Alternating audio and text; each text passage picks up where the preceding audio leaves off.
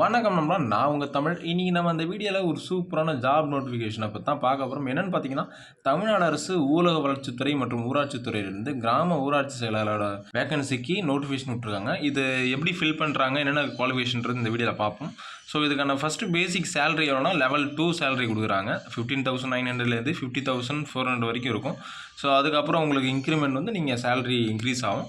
So இதுக்கான age limitation என்னன்னு பார்த்தீங்கன்னா, நீங்கள் ஜென்ரல் கேட்டகரியாக இருந்தால் 18 முதல் 32 வரை, அப்புறம் வந்து எம்பிசி ஓபிசிக்குள்ள கேட்டகரிஸில் வரீங்கன்னா 18 முதல் 34 வரை, அப்புறம் வந்து எஸ்சி எஸ்டிக்குள்ளே வரீங்கன்னா 18 முதல் 37 வயது வரை அப்ளை பண்ணிடலாம். அப்புறம் வந்து நீங்கள் வந்து பிடபிள்யூடி கேட்டகரியில் வரீங்கன்னா, அதாவது மாற்றுத்திறனாளி கேட்டகரியில் வரீங்கன்னா உங்களுக்கு அதிகபட்ச வரம்புலேருந்து 10 வருஷம் வந்து உங்களுக்கு எக்ஸ்டெண்ட் பண்ணுவாங்க. ஸோ அதுக்கப்புறம் வந்து நீங்கள் முன்னாள் இராணுவ வீரராக இருந்தால் பொதுப்பிரிவில் 18 முதல் 50 ஏஜ் வரை அப்ளை பண்ணிக்கலாம். அப்புறம் வந்து முன்னாள் இராணுவ வீரர் அப்புறம் எம்பிசி ஓபிசிக்குள்ளே வரீங்கன்னா 18 முதல் 55 வரைக்கும் பண்ணிக்கலாம். அதுபோல் தான் எஸ்சி எஸ்டி அதுக்கு சில கேட்டகரிலாம் வராங்க. இதுக்கான டோட்டல் வேக்கன்சி வந்து 1483 டிஸ்ட்ரிக்ட் வைஸாக கொடுத்துருக்காங்க. ஸோ உங்களுக்கு என்னென்ன டிஸ்ட்ரிக்ட் தேவையோ நீங்கள் அந்த டிஸ்ட்ரிக்டில் அப்ளை பண்ணலாம். ஸோ இதுக்கான அடுத்த எஜுகேஷன் குவாலிஃபிகேஷன் வந்து உங்களுக்கு வந்து 10th குவாலிஃபிகேஷன் கொடுத்துருக்காங்க. ஸோ அப்புறம் இன்னொரு பிற தகுதிகள் கொடுத்துருக்காங்க. என்னென்னா, நீங்கள் 8ஆம் வகுப்பு வரைக்கும் நீங்கள் தமிழை ஒரு லாங்குவேஜாக, தமிழ் மீடியம் இல்லை, தமிழை ஒரு மொழியாக கற்றுருக்கணும். தமிழ் ஒரு பேப்பராக நீங்கள் படிச்சிருக்கணும். நம்ம எல்லாம் இங்கிலீஷ் மீடியமாக தான் தமிழ் ஒரு பேப்பராக படிச்சிருக்கோம்.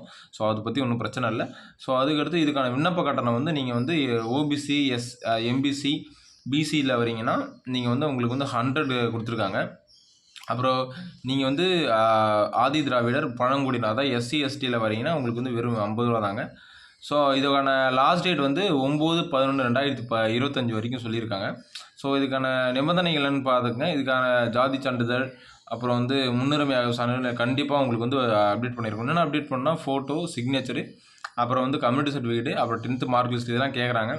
ஸோ இது போல் ஜாப் நோட்டிஃபிகேஷன் ரிலேட்டட் வீடியோவை அடுத்தடுத்து கண்டினியூஸாக ரெகுலராக அப்டேட் வேணும்னு நினச்சிங்கன்னா நம்ம சேனலை கண்டிப்பாக சப்ஸ்கிரைப் பண்ணிக்க.